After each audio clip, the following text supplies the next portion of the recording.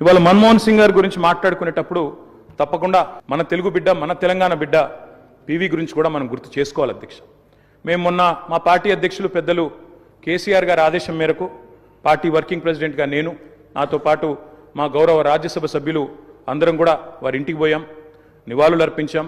తెల్లారి అంత్యక్రియల్లో మేము కూడా పాల్గొన్నాం అధ్యక్ష. మొత్తం అంత్యక్రియలు ముగిసిన తర్వాతనే వారి కుటుంబాన్ని కలిసి పరామర్శించి మా తరపున కూడా సానుభూతిని చెప్పి వచ్చినాం అధ్యక్ష.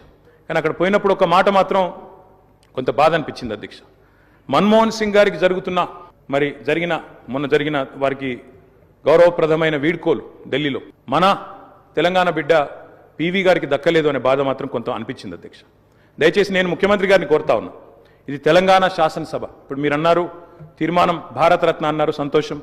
అదే మాదిరిగా విగ్రహం పెడదామన్నారు, తప్పకుండా ప్రభుత్వం ఎక్కడ వారు నిర్ణయిస్తే అక్కడ మేమందరం కూడా వస్తాం అధ్యక్ష. తప్పకుండా అట్లాంటి కార్యక్రమాల్లో కలిసి పాల్గొంటాం. కానీ పివి నరసింహారావు గారికి కూడా ఢిల్లీలో ఒక మెమోరియల్ ఏర్పాటు చేయాలని చెప్పి శాసనసభ తీర్మానిస్తే మన తెలంగాణ బిడ్డ, మన తెలుగు బిడ్డ, మనవాడు పివి గారికి కూడా సముచితమైన గౌరవం కేంద్ర ప్రభుత్వం ఇవ్వాలి అనే ఒక ప్రతిపాదన కూడా మన శాసనసభ నుండి పోతే బాగుంటుంది. ఎందుకంటే ఢిల్లీలో అందరూ ప్రధానమంత్రులకు మెమోరియల్ ఉంది అధ్యక్ష, కానీ ఒక్క పివి గారికి లేదు.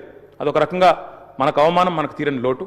కాబట్టి ఈ తీర్మానంతో పాటు దాన్ని కూడా జతపరిచి పంపించినట్టయితే తప్పకుండా వారిని కూడా, ఎందుకంటే మన్మోహన్ గారిని రాజకీయాల్లోకి తెచ్చిందే పివి గారు, అట్లాంటి పివి గారికి కూడా ఒక మెమోరియల్ ఏర్పాటు చేయాలని శాసనసభ ఏకగ్రీవ తీర్మానం చేస్తే మన గౌరవం కూడా పెరుగుతుంది, మన సభ గౌరవం కూడా పెరుగుతుంది అనే మాట కూడా తెలియజేస్తూ ముఖ్యమంత్రి గారు పెట్టిన సంతాప తీర్మానానికి సంపూర్ణమైన మద్దతును, ఆ కుటుంబానికి మా ప్రగాఢమైన సానుభూతిని కూడా తెలియజేస్తాం.